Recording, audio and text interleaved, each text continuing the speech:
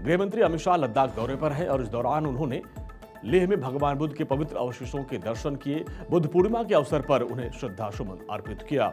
ये पवित्र अवशेष यूपी के पिपरावा से लाया गया और पहली बार बुद्ध पूर्णिमा के मौके पर लेह के जीवेत्सल में सार्वजनिक प्रदर्शनी के तौर पर इसको प्रदर्शित किया जा रहा है। भगवान बुद्ध के अवशेषों की प्रदर्शनी 14 मई तक चलेगी।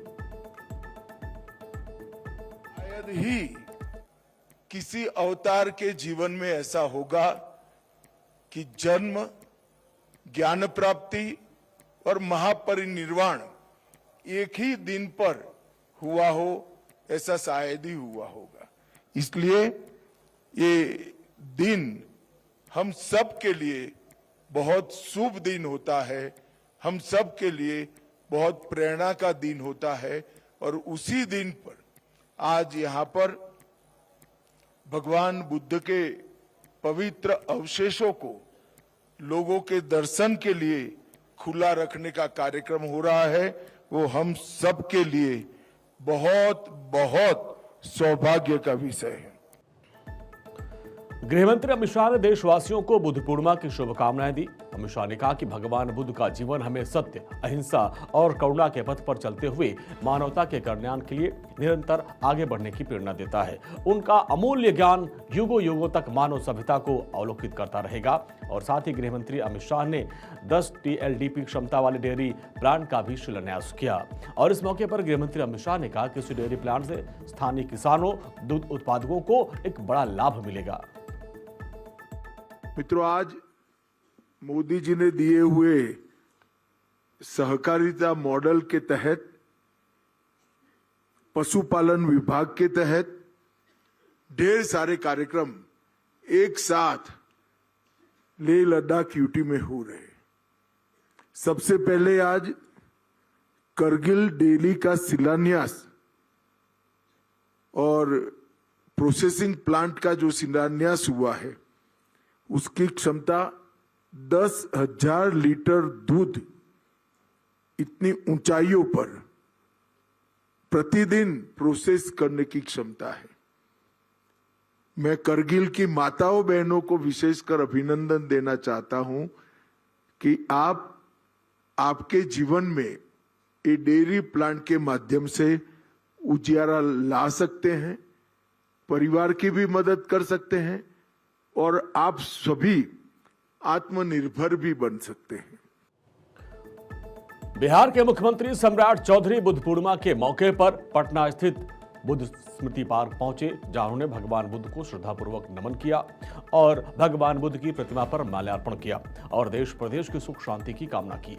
बुद्ध पूर्णिमा के पावन अवसर पर आयोजित इस कार्यक्रम में कई गणमान्य लोग मौजूद थे। मुख्यमंत्री सम्राट चौधरी ने भगवान बुद्ध के उपदेशों को स्मरण करते हुए उनके बताए मार्ग पर चलने की अपील की। मुख्यमंत्री सम्राट चौधरी ने कहा कि भगवान बुद्ध का संदेश शांति, करुणा और अहिंसा पर आधारित है, जो आज के समय में और भी प्रासंगिक हो गया है। समाज में सद्भाव और भाईचारा बनाए रखने के लिए उनके विचारों को अपनाना बेहद जरूरी है। कार्यक्रम के दौरान मुख्यमंत्री ने प्रदेशवासियों को बुद्ध पूर्णिमा की शुभकामनाएं दी और सभी के जीवन में सुख समृद्धि की कामना की है। मध्य प्रदेश के जबलपुर स्थित बरगी डैम में बैक वाटर में एक दर्दनाक क्रूज हादसा हुआ। राहत और बचाव कार्य जारी है। SDRF और NDRF की टीम वहां पर रेस्क्यू अभियान चला रही है।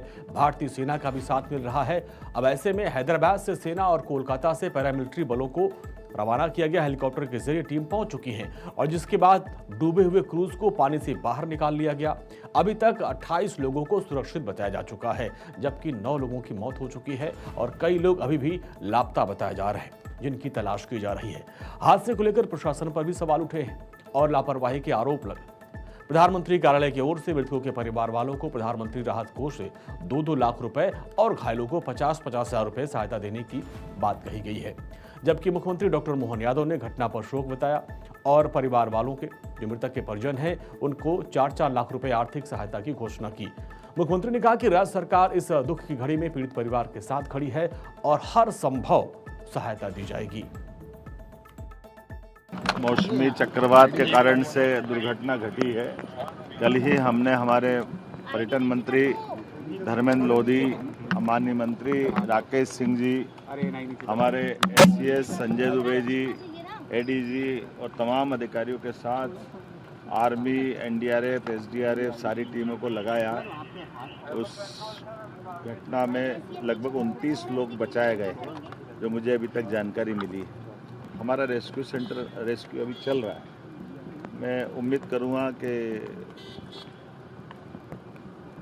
ऐसे हादसे की एक तो हम जांच भी करेंगे, लेकिन अब बाकी बातें चूँकि हमने उस पर अपनी जांच बिठा दी है, जांच का हम इंतज़ार भी करेंगे।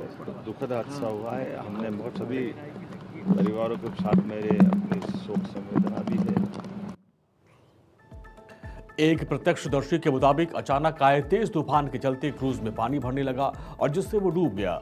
यात्रियों का कहना है कि हालात बिगड़ने के बाद लाइफ जैकेट दी गई, लेकिन तब तक काफी देर हो चुकी थी। पर्यटन विभाग के मुताबिक सीसीटीवी फुटेज में 43 लोग क्रूज में सवार दिखाई दिए और जिनमें से 28 को बचाया गया, जबकि बाकी की स्थिति अभी साफ नहीं हो पाई है।